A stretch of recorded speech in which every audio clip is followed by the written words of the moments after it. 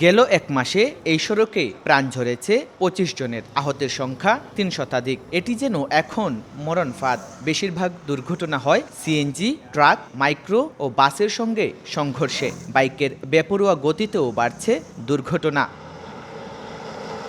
সড়কে ফিটনেস ও নম্বরবিহীন সিএনজি, বাস, ট্রাক চলছে অধ্যক্ষ অপ্রাপ্তবয়স্ক চালক দিয়ে। সকল অনিয়ম ছাড়িয়ে গেলেও নেই কোনো নজরদারি। গত পরশুদিন এইখানে খাগালির গেছে দুর্ঘটনায় 2 জন মারা গেছে। ড্রাইভারও খোলা আছে, এগুলো বোধহয় বিমানের মতো গাড়ি চালাচ্ছে। ১ জুলাই ধোপাগুল এলাকায় ট্রাক ও প্রাইভেট কার সংঘর্ষে প্রাণ হারান স্বামী স্ত্রী, আহত হন ৬ জন। ৩০ জুন খাগাইল এলাকায় দুর্ঘটনায় মা ও ছেলে নিহত হন। ২৫ এপ্রিল পাথরবাহী ট্রাক ও সিএনজি চালিত অটোরিকশার মুখোমুখিতে ২ জন নিহত ও ৪ জন আহত হন। এই সড়কে সবচেয়ে বড় দুর্ঘটনাটি ঘটে ২০ জুন। মাইক্রোবাস ও সিএনজি চালিত অটোরিকশার মুখোমুখি সংঘর্ষে ৭ জন মারা যান। স্পিড ব্রেকার নাই, দ্রুত গিয়ে তারা অন্য গাড়ির সাথে মারি দিয়ে গিয়ে। অভিজ্ঞ নাই বিদায় এই রোডে দুর্ঘটনা প্রতিদিন হচ্ছে। নগদের কাছে সব গ্রাহকই প্রিয়, তাই তো সারা দেশে ক্যাশ আউট চার্জ সবচেয়ে কম।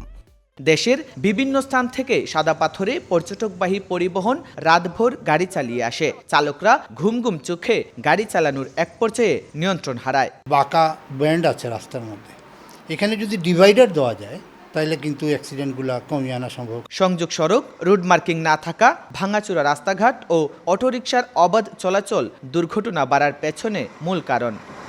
প্রতিদিন সকাল থেকে সন্ধ্যা পর্যন্ত প্রায় ১০,০০০ গাড়ি চলাচল করে এই সড়ক ধরেই। উচ্চ গতি ও বেপরোয়া চলাচলের কারণে দীর্ঘ হচ্ছে মৃত্যুর মিছিল। এই দুর্ঘটনা এড়াতে সচেতনতা এখন সময়ের দাবি। জয়ন্ত কুমার দাস, সময় সংবাদ, সিলেট।